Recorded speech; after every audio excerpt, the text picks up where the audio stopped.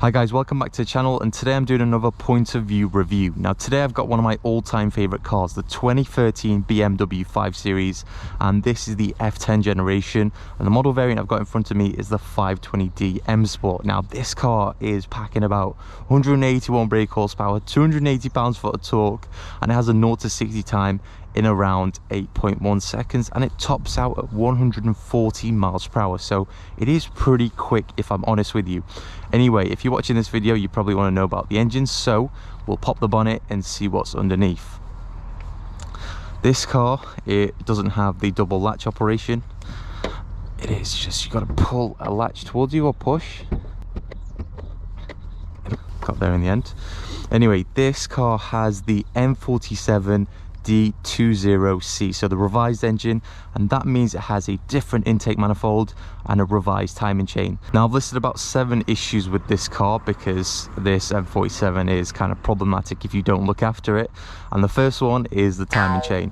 Now if you need to replace the timing chain, which happens between 80 and 140,000 miles, you either need to take the engine out or drop the gearbox, because the timing chain is located at the back of your engine and in front of your gearbox, so it is it's quite a labor intensive job, and it can be quite pricey. Anyway, the second issue is the EGR valve, quite common with diesel cars. If you need to replace that, that's £400, or in another case you could just get rid of it completely. The third issue with this car is the DPF, and your DPF can either be located on the downpipe or the exhaust side of your car, and let's just say if this gets clogged up, it then can blow your turbo, so be cautious with it. Replace your DPF or don't buy this car if you do short journeys. The fourth common issue with the M47 engine is located right here somewhere, and it's the crankcase breather hose. Now you want to replace that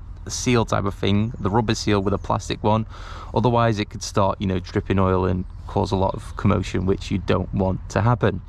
Now moving on to the intake manifold. Now this could get clogged up with EGR gases as well, and that could restrict airflow quite a lot, so be on top of that. The number 6 issue is your injectors. Now this could fill up with carbon very easily, and it's a bit of a nightmare to clean those up.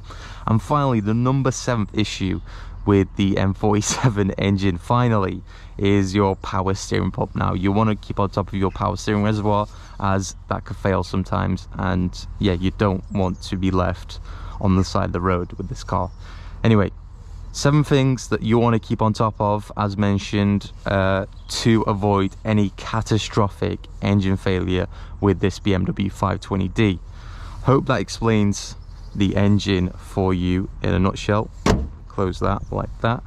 Let's move on to the other stuff, such as running costs. What are the running costs with the BMW 520d? Well, car tax is about £135 per year, as it emits 129 grams per kilometre of CO2.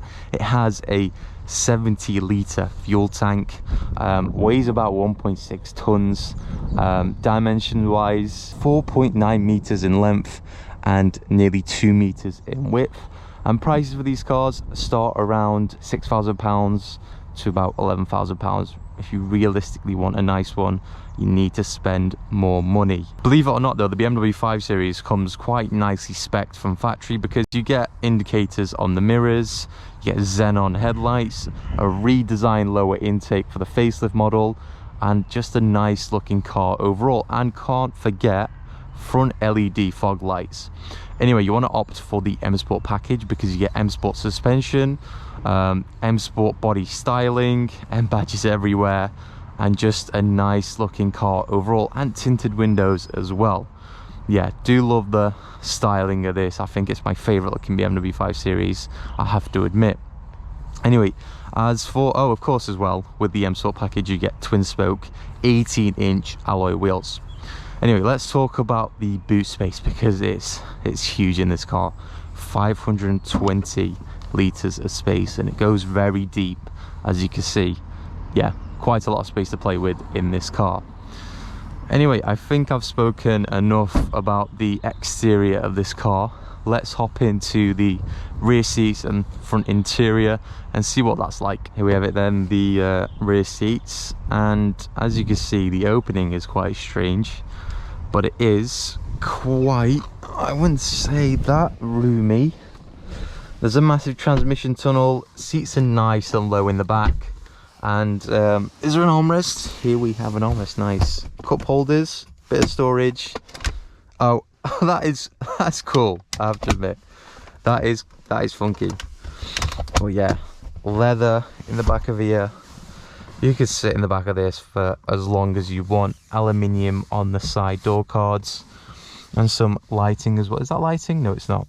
Forget it. Ignore what I said there. But yeah. Oh, tray as well. That's quite awkward.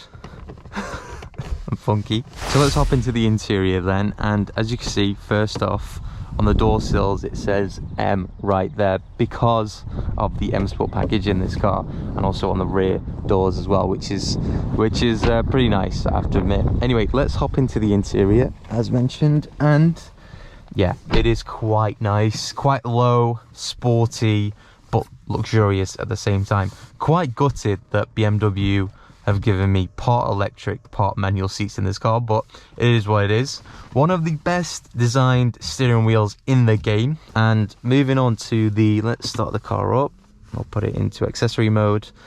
Satellite navigation as standard in the BMW 5 Series. You get Sport, Comfort and Eco Pro mode. 8-speed transmission.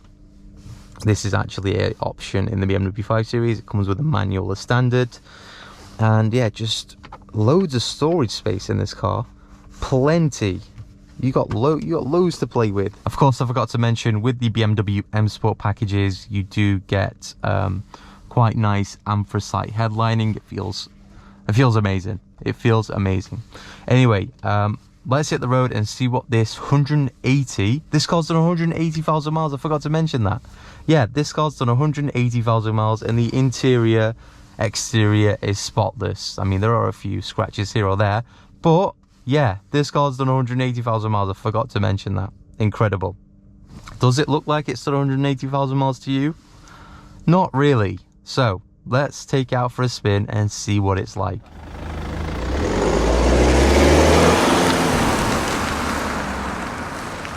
Right, now let's go for a drive in the 2013 BMW 520d. And first things off, I have to admit, this is one of the smoothest cars I've ever driven in my life. Now, what's it like in comparison to, say, you know, an Audi A6 or Mercedes E-Class? Now, if you are more of an enthusiast, screw the other two. Just go for the BMW 5 Series, because it's realistically the only car you want. And I'm only comparing it to those two cars because, you know, if you love your German cars, you ain't gonna be looking at other, you know, like, you ain't gonna be looking at a Kia Sting, are you? So let's just keep it to that comparison. And I have to admit and say that this is probably the enthusiast choice out the three cars. Although the Audi A6 is quite sporty, I think in a sense the S-Line version of the Audi A6 is a little bit more stiffer than this car. But honestly, what's it like after 177,000 miles? This car's 177,000 miles. That's incredible. You guys are probably watching this wondering, you know, speak about the mileage. I've got no idea what to discuss because it feels bloody brand new. I mean, there's no, the dials, the dash isn't like a Christmas tree. There's no check engine light. It's not in limp mode. Oh, it doesn't have flappy paddles. That's a shame.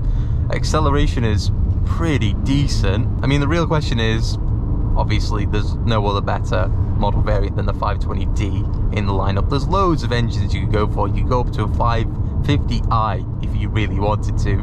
But, you know, if you're on a budget, this car new was about 30 grand. Now it's about, for a good spec, good model, you're looking 10. So depreciation hasn't hit it like a stone.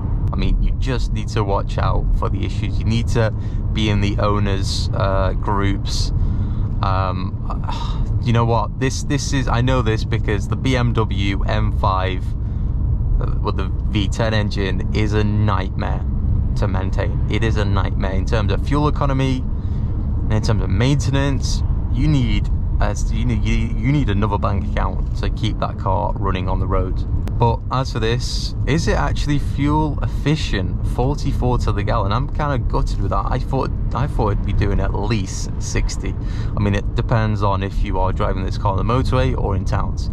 I feel like this car has been driven in towns most of its prior journeys. The previous owner to this car was a Lithuanian, and it pretty much explains why the mileage. I assume he must have took it to Lithuania a couple times back.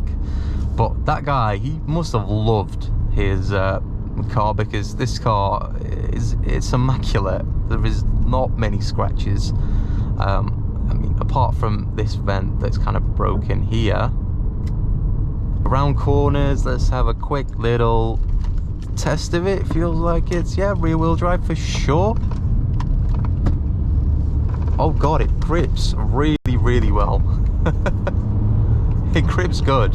What about overtaking? Well, let's have a quick little look if we can overtake this gent. Yeah, we can, and it does it without a hitch.